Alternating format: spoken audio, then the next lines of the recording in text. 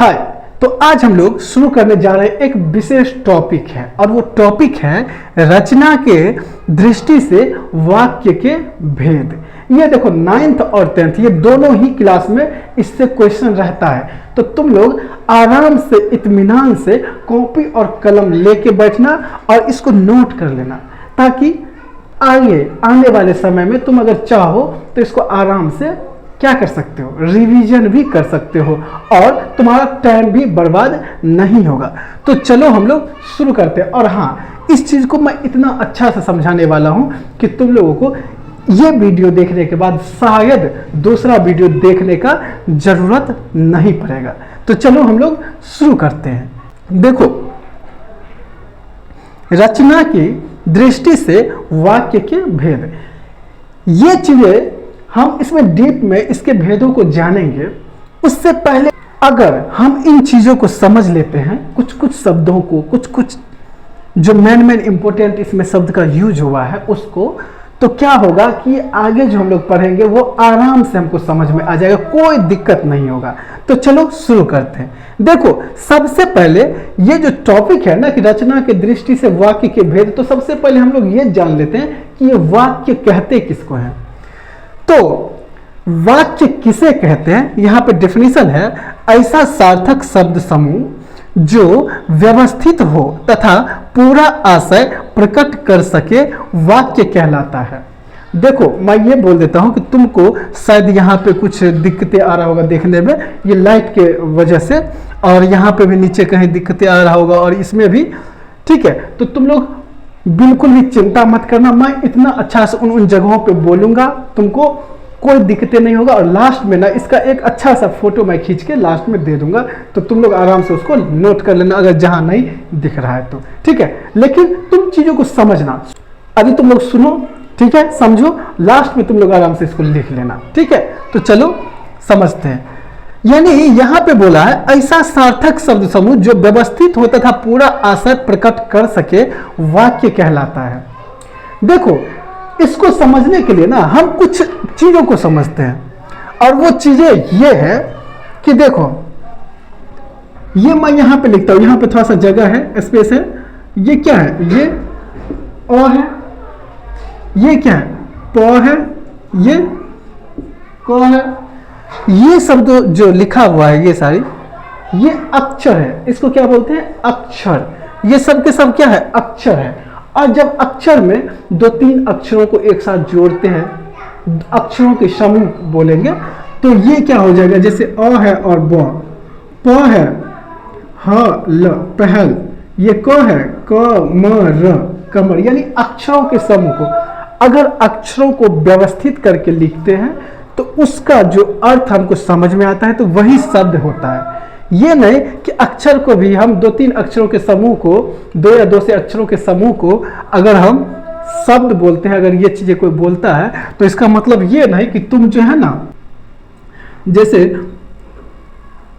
ये पहल है, अब इसको तुम लिख दो ल ह प, इस तरह से कुछ भी लिख दो, ये र अंग च, इस तरह से न च, इस तरह से कुछ भी लिख दो, तो इसका तो कुछ मतलब ही नहीं आ रहा है समझ में। ऐसे अक्षरों का समूह जिसका अर्थ हमें समझ में नहीं आ रहा है तो उसे हम शब्द कभी नहीं बोलेंगे। तो इसी तरह ये शब्द नहीं होगा, अक्षरों के उन समूह को ही शब्द बोलेंगे जिसका मतलब कुछ हो, जिसका जेन्युइन कुछ अर्थ हो। इसी तरह शब्दों का अगर समूह है, बहुत सारे शब्दों का समूह, चाहे 2 या 2 से अधिक कोई भी शब्द है और उसका समूह है, जैसे देखो, राम आम खाता है, इस तरह से लिखा है, तो ये शब्दों के समूह है। देखो, 1 शब्द, 2, 3, 4 इस तरह से शब्द है और शब्दों का समूह है, और इसको हम व्यवस्थित करके लिखे हैं तो इससे हमको पता चल रहा है कि राम आम खाता है, मतलब क्या, कि राम आम खा रहा है, इसे हमको पता चल रहा है। लेकिन यहीं पे कुछ ऐसे मैं लिख दूं, वह ने हम लोग चुका हूं, इस तरह से, ये तो शब्दों के समूह ही है। लेकिन वह ने हम लोग चुका हूं, इससे कुछ अर्थ समझ में आ रहा है, नहीं आ रहा है, तो इसका मतलब है कि ये वाक्य नहीं होगा। तो वाक्य कौन सा होगा? ऐसा सार्थक शब्द समूह, सार्थक शब्द समूह, शब्दों का समूह हो वो भी सार्थक होना चाहिए, उसका अर्थ हो, उसका मतलब हो, और साथ ही जो व्यवस्थित हो, और साथ ही वो शब्दों का समूह जो है वो व्यवस्थित हो तथा पूरा आशय प्रकट कर सके, वाक्य कहलाता है। और उसका अर्थ हमको पूरा पूरा समझ में आ रहा है, उसे ही हम वाक्य कहते हैं। जैसे राम आम खाता है, पूरा अरेंज है, पूरा व्यवस्थित है और इसका अर्थ भी समझ में आ रहा है।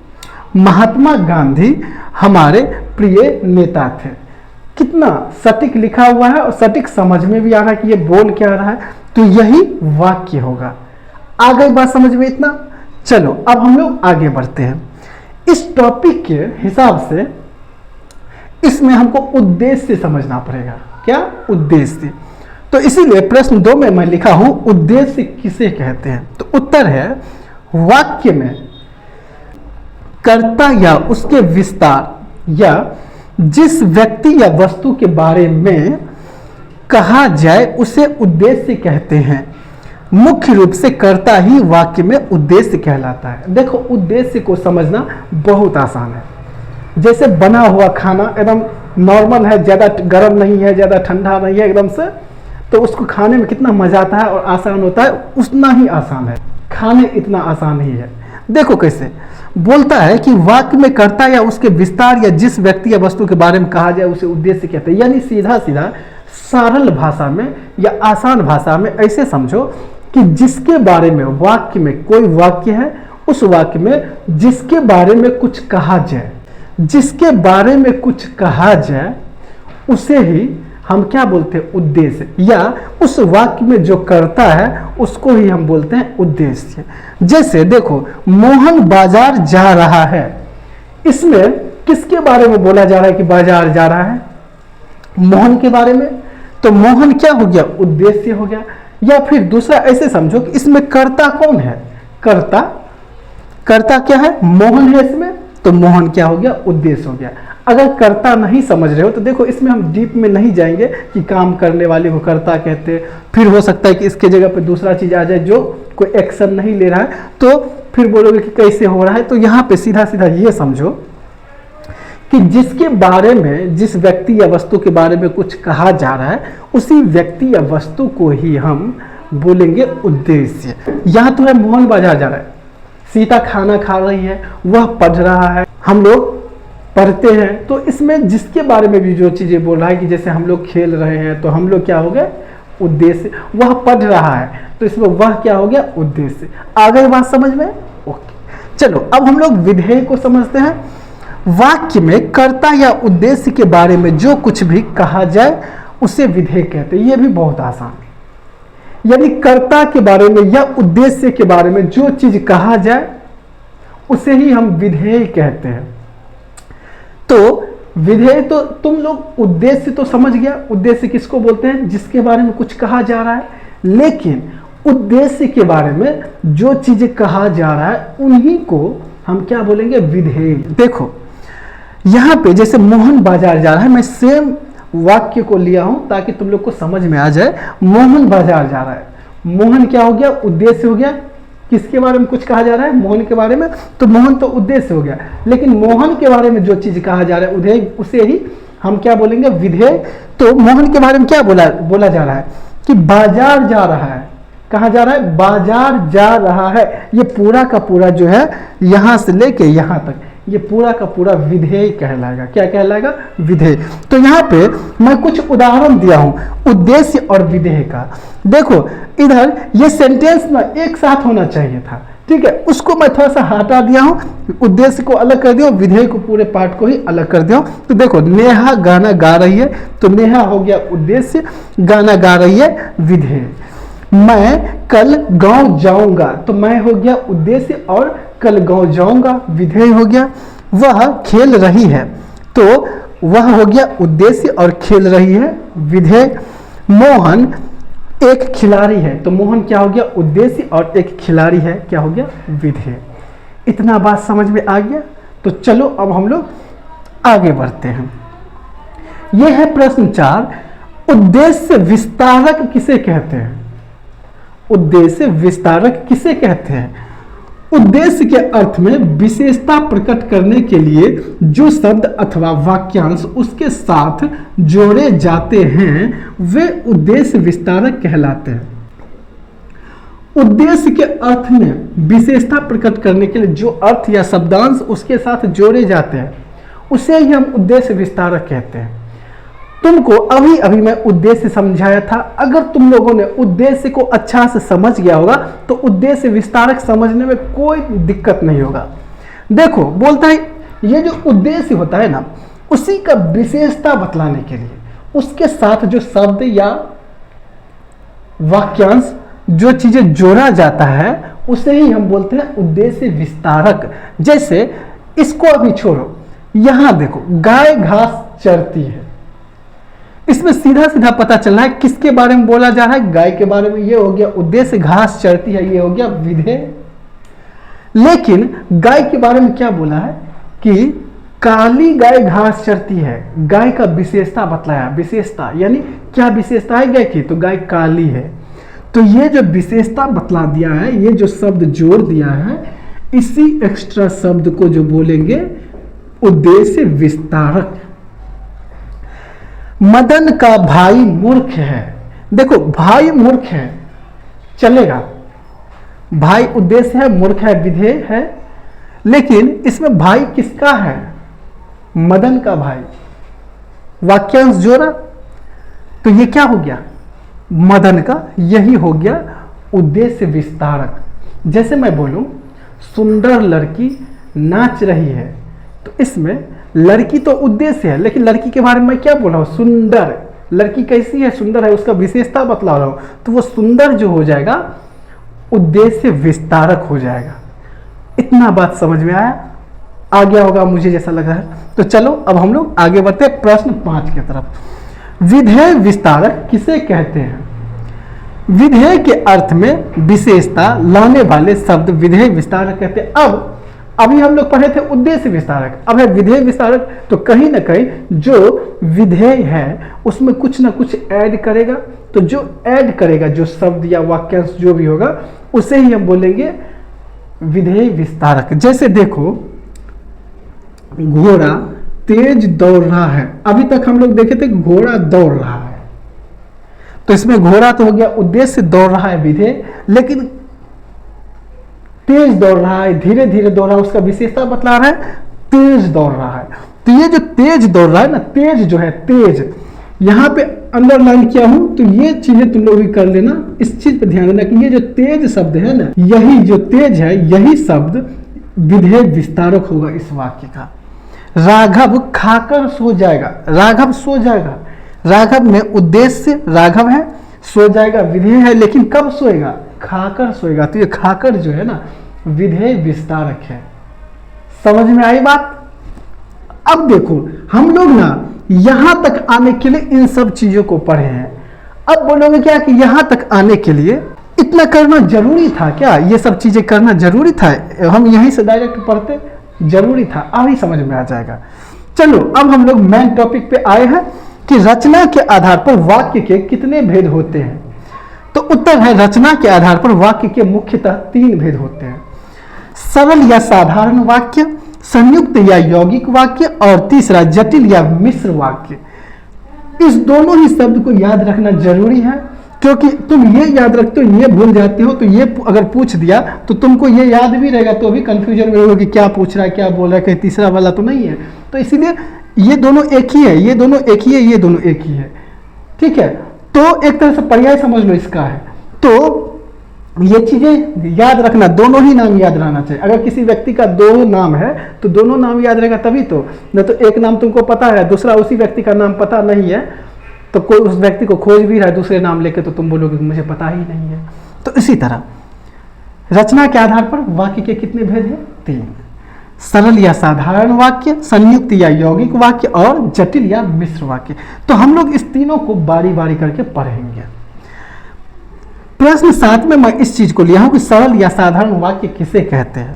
तो उत्तर है जिस वाक्य में एक उद्देश्य और एक ही विधेय हो उसे सरल या साधारण वाक्य कहते हैं। समझ में आ रहा है कुछ? अगर तुम उद्देश्य या विधेय को नहीं समझा होता तो यहाँ पर जो बोला एक ही उद्देश्य और एक ही विधेय हो, तो यहाँ तो कंफ्यूजन में पड़ जाता कि अब ये उद्देश्य क्या है, ये विधेय क्या है, तो फिर हमको यहाँ पे समझने के लिए जाना ही पड़ता पीछे। समझ में आ रहा है? तो इसीलिए पढ़ना जरूरी था। तो देखो अब तो समझ में आ रहा होगा कि एक ही उद्देश्य हो, यानी एक ही किसी व्यक्ति का नाम ले रहा है, एक ही कोई करता है, तो और एक ही विधेय हो, वो कोई एक ही एक्शन हो रहा है वहां पे, तो उसे ही हम बोलते हैं सरल या साधारण वाक्य। जैसे राम बाजार जा रहा है, तो इसमें राम एक ही है उद्देश्य और बाजार जा रहा है एक ही विधेय है। नेहा गाना गा रही है, तो नेहा इसमें उद्देश्य है और गाना गा रही है विधेय है। वह हंस रहा है, इसमें वह उद्देश्य और हंस रहा है विधेय। आप खेल रहे हैं, आप उद्देश्य हो गया और खेल रहे हैं विधेय हो गया। हम लोग जा रहे हैं, तो इसमें हम लोग उद्देश्य और जा रहे हैं विधेय हो गया। देखो तो इस सरल या साधारण वाक्य में हम ना एक चीज और ऐड करना चाहेंगे, और वो ये चीज है कि इस डेफिनेशन को देख लो। ये नीचे दिखाई दे रहा है तो ठीक है, नहीं तो मैं पढ़ देता हूं कि जिस वाक्य में एक ही उपवाक्य होता है और जो पूर्ण अर्थ देता है उसे सरल या साधारण वाक्य कहते हैं। बोलते हैं जिस वाक्य में एक उपवाक्य हो और जो पूर्ण अर्थ देता हो, यानी कोई ऐसा वाक्य जो पूरा अर्थ दे दे। ये नहीं कि उसमें दो वाक्य है या कोई वाक्य दूसरे पे डिपेंड है, इस तरह से नहीं। एक सिंपल वाक्य है और उस वाक्य का पूरा पूरा मतलब हमको समझ में आ रहा है, उसका अर्थ समझ में आ रहा है, तो वो समझ लो कि वो क्या है, सिंपल यानी साधारण या सरल वाक्य है। ठीक है, तो चलो अब हम लोग प्रश्न 8 की तरफ बढ़ते हैं। यह है संयुक्त वाक्य या यौगिक वाक्य किसे कहते हैं? उत्तर है जिस वाक्य में दो या दो से अधिक सरल अथवा मिश्र वाक्य योजकों द्वारा जुड़े होते हैं उन्हें संयोजक वाक्य या यौगिक वाक्य कहते हैं। अथवा संयुक्त वाक्य उन वाक्य को कहते हैं जिसमें दो या दो से अधिक स्वतंत्र उपवाक्य को समुच्चय बोधक संयोजकों जैसे और, परंतु, किंतु, अथवा, क्योंकि, लेकिन, फिर आदि की सहायता से जोड़ा जाता है। ये सारी चीजें संयोजक बोलते हैं, जो दो वाक्यों को जोड़ने का काम करता है। ठीक है, तो उसे ही हम बोलते हैं क्या, संयुक्त वाक्य। देखो होता ये है संयुक्त वाक्य में कि दो वाक्य होगा, दो वाक्य अपने आप में स्वतंत्र होगा। वो वाक्य ऐसा होगा कि दोनों का अपना अपना मतलब होगा, दोनों स्वतंत्र होगा, उसमें से कोई भी वाक्य एक दूसरे पे डिपेंड नहीं होगा, दूसरे पे निर्भर नहीं होगा, और उसको जोड़ने के लिए और, किंतु, परंतु, लेकिन, फिर, ये सारी चीजें होगा और दोनों वाक्य को जोड़ रहा होगा, तो उसे ही हम बोलेंगे संयुक्त या यौगिक वाक्य। देखो यहां पे तुमको समझ में आ जाएगा, राम स्कूल गया और श्याम घर गया। देखो दो वाक्य है और दोनों को जोड़ने का काम कर रहा है, और तो इसमें दिया है कि और भी हो बीच में, तो ये क्या हो जाएगा, संयुक्त वाक्य। ये स्वतंत्र है। देखो ये डेफिनेशन है, इसमें हम परंतु, किंतु, अथवा, लेकिन दे दिए हैं, इसीलिए ना अगर नहीं रहेगा तो तुमको ध्यान रखना होगा कि दोनों वाक्य कहीं एक दूसरे पे डिपेंड तो नहीं है। अगर नहीं है या फिर एक ही वाक्य तो नहीं है, अगर ऐसा नहीं है, दो वाक्य अलग अलग है, उसको कोई चीज जोड़ रहा है, तो वो समझ जाओ कि वो संयुक्त या यौगिक वाक्य कहलाएगा। देखो राम स्कूल गया और श्याम घर गया, इसमें कोई भी एक दूसरे पे डिपेंड नहीं है, स्वतंत्र है, बस और से इस दोनों वाक्य को जोड़ दिया गया है। यानी राम स्कूल गया और श्याम घर गया, इसमें सब दोनों ही स्वतंत्र है। चलो, मैं बाजार जाऊंगा किंतु तुम यहीं रहो। मैं बाजार जाऊंगा, किंतु, किंतु आ गया, और तुम यहीं रहो, ये दोनों अलग अलग वाक्य है। तुम यहीं रहो, मैं बाजार जाऊंगा, और इसको जोड़ रहा है किंतु, तो ये भी संयुक्त वाक्य हो गया। वह पढ़ता है परंतु पास नहीं होता। वह पढ़ता है परंतु पास नहीं होता। परंतु है, वह पढ़ता है, पास नहीं होता, ये दोनों अलग अलग वाक्य है। ऐसा नहीं है कि पास नहीं होता, इस पे डिपेंड है, वो पढ़ता है इसलिए पास नहीं होता, ऐसा भी नहीं है। ये दोनों ही अपने में स्वतंत्र वाक्य है, दोनों का मतलब बन रहा है और दोनों को परंतु जो है ना जोड़ रहा है, तो ये कौन सा वाक्य हो जाएगा, संयुक्त या यौगिक वाक्य। इतना बात समझ में आ गया। तो चलो अब हम नेक्स्ट क्वेश्चन की तरफ बढ़ते हैं। देखो प्रश्न 9 है, जटिल या मिश्र वाक्य किसे कहते हैं। इस चीज को तुम लोग ध्यान से समझने का कोशिश करना, क्योंकि तुम्हें इसमें और इसमें कंफ्यूजन आएगा कि ये संयुक्त है कि जटिल है, ये कहीं कहीं तुम फंसोगे। लेकिन ये अच्छा समझ जाते हो तो फिर कहीं भी नहीं फंसने का डर रहता है। देखो उत्तर है, जब किसी वाक्य में एक उपवाक्य, जहां भी उपवाक्य का बात चल रहा है, जहां भी ये शब्द आए तो समझ जाना वाक्य ही बोल रहा है, अपने आप पूर्ण अर्थ देता है। इसमें एक उपवाक्य होगा जो अपने आप में पूर्ण अर्थ दे रहा होगा, वो मुख्य उपवाक्य कहलाएगा, और दूसरा उपवाक्य उसी पर निर्भर होगा, यानी अधीन उपवाक्य। एक उपवाक्य जो होगा वो पूर्ण अर्थ दे रहा होगा, मुख्य वाक्य होगा वो, और दूसरा जो होगा वो दूसरे पे डिपेंड होगा, पहले वाले पे। तो ऐसा, हाँ, जो डिपेंड रहता है उसे उपवाक्य बोलते हैं। तो ऐसा वाक्य जटिल वाक्य कहलाता है। देखो इसमें होगा ऐसा कि एक वाक्य होगा और दूसरा जो वाक्य होगा उसमें किंतु, लेकिन, परंतु और ये सब नहीं होगा, लेकिन वो जो है ना पहले दूसरा वाक्य पहले वाक्य पे डिपेंड होगा। तो इस तरह का जहां भी वाक्य देखना तो वह वाक्य जटिल या मिश्र वाक्य होगा। जैसे मैं बताता हूं एक उदाहरण, यदि मैं पक्षी होता तो आसमान में उड़ता। आसमान में कब उड़ता? पक्षी होता। देखो यदि मैं पक्षी होता, मैं पक्षी होता, ये जो है वाक्य है अपने आप में पूर्ण है कि मैं पक्षी होता तो आसमान में उड़ता। आसमान में कब उड़ता? जब मैं पक्षी होता। तो ये क्या हो गया? दूसरा वाला पहले पे डिपेंड है, तो ये क्या हो जाएगा? मिश्र या जटिल वाक्य। यहां देखो, जब बारिश हुई तब हम घर के अंदर चले गए। घर के अंदर कब गए? वैसे हम बैठे रहते, लेकिन बारिश हुई तब हम घर के अंदर गए। तो ये जो दूसरा वाला वाक्य है वो पहले वाले पे डिपेंड है, तो ये क्या हो जाएगा? जटिल या मिश्र वाक्य। यदि तुम मेहनत करोगे तो सफल हो जाओगे। इसमें बोला यदि तुम मेहनत करोगे तो सफल हो जाओगे। सफल कब होगे? जब मेहनत करोगे। ऐसा तो नहीं है कि चोरी डकैती करोगे तब सफल होगे, नहीं, मेहनत करोगे तो, जब मेहनत करोगे तो सफल होगे। ये दूसरा वाला पहले पे डिपेंड है, तो इस तरह से ये जटिल वाक्य हो जाता है। अब तुमको कोई भी वाक्य इस तरह से आएगा तो तुम लोग आराम से बना सकते हो। अब हम लोग प्रैक्टिस करते हैं। देखो तुम लोगों ने 3 वाक्य पढ़ा। पहला सरल या साधारण वाक्य, दूसरा संयुक्त या यौगिक वाक्य, और तीसरा जटिल या मिश्र वाक्य। ठीक है, तो सरल, या एक बार दोबारा से रिपीट कर देते हैं कि सरल वाक्य वो होगा जिसमें सिंपल एक वाक्य होगा और उस वाक्य का पूरा अर्थ निकल के आ रहा होगा, तो वो सरल वाक्य होगा। संयुक्त या यौगिक वाक्य ऐसा वाक्य होगा जिसमें और, अथवा, परंतु, किंतु ये सारी चीजें आके जोड़ रहा होगा और दोनों अपने आप में स्वतंत्र वाक्य होगा, उसे ही हम यौगिक या संयुक्त वाक्य बोलेंगे। और तीसरा जो जटिल और मिश्र वाक्य है, जो पहला वाक्य तो स्वतंत्र होगा, अपने आप में उसका मतलब निकल के आ रहा होगा, लेकिन दूसरा जो होगा वो पहले पे डिपेंड होगा, यानी एक वाक्य दूसरे वाक्य पे डिपेंड होगा, तो ऐसे वाक्य को जटिल या मिश्र वाक्य कहेंगे। तो इसको देखते हैं। राम सो रहा है, सिंपल वाक्य है, साधारण वाक्य है, ये साधारण वाक्य हो जाएगा। यहां पे मैं लिख देता हूं, ये राम सो रहा है, तो कौन सा वाक्य हो जाएगा? साधारण या सरल लिख देता हूं, सिंपल, ठीक है ना, सरल वाक्य। सूरज उगा और पक्षी चहचहाने लगा, इसमें और बीच में है, और सूरज उगा, इधर भी एक वाक्य हो रहा है, पक्षी चहचहाने लगे, इधर भी वाक्य है, बीच में और जोड़ रहा है, तो ये क्या हो जाएगा? संयुक्त वाक्य। जब वर्षा होती है तो खेत में हरियाली आ जाती है। खेत में हरियाली कब आती है? जब वर्षा होती है। तो ये दूसरा वाला जो है हरियाली का आना, पहले बारिश का होना, इस पे डिपेंड है, तो ये हो जाएगा जटिल वाक्य।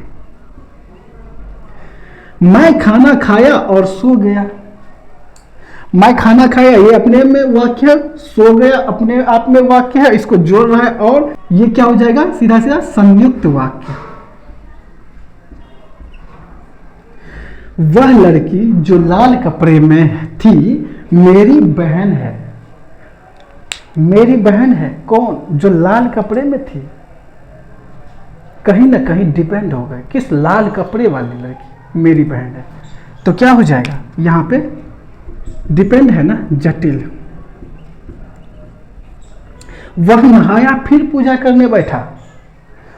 वह नहाया वाक्य है, पूजा करने बैठा वाक्य है, फिर से जोड़ दिया तो ये क्या हो जाएगा? क्या हो जाएगा? संयुक्त।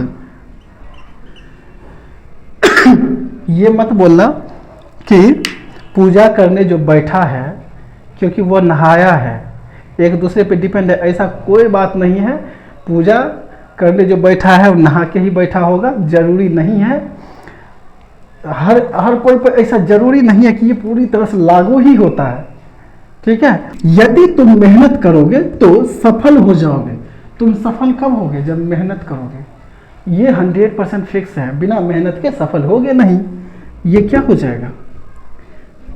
डिपेंड है ना, जटिल। गीता स्कूल जाती है, क्या हो जाएगा? सरल।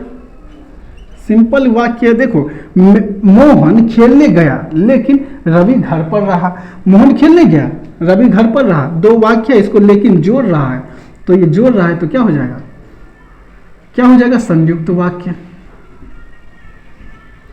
ऐसा है कि ये रवि घर पर है क्योंकि मोहन खेलने गया, ऐसा तो है नहीं, डिपेंड वाला मामला है नहीं, तो ये संयुक्त वाक्य। मुझे विश्वास है कि तुम जरूर आओगे, ये डिपेंड है। तुम जरूर आओगे, मुझे विश्वास है, ये एक दूसरे पे डिपेंड वाला वाक्य है। बोल रहा है कि मुझे विश्वास है कि तुम जरूर आओगे, तो ये हो जाएगा क्या? जटिल। ये राम और श्याम बाजार जाएंगे, ये मत बोलना कि और है, तो इसीलिए ये मिश्रित वाक्य होगा, ऐसा बिल्कुल नहीं है। राम